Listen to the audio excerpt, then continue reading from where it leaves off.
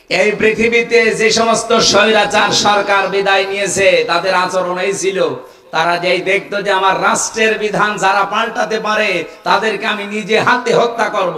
এ বাংলাদেশে এরকম একটা ঘটনা ঘটেছে মেজর বজলুল হুদার ক্ষেত্রে। এই কথা বলেন না কেন? যারা এ কাজ করেছিল আমি তখন নিজে জেলে ছিলাম, নিজে ওই জল্লাদ আমারে বলছিল। মারা গেছে লোকটা, ওই যে শাহজাহান, প্রথম দিন সে তার সাথে আমার দেখা। স্বৈর শাসকের বিরুদ্ধে ও যখনই টের পায় যে না এটা একটু ঝামেলা হতে পারে, তখন আর তারা জীবিত রাখে না। তার বাংলাদেশে উৎকৃষ্ট উদাহরণ শহীদ মীর কাশেম আলী।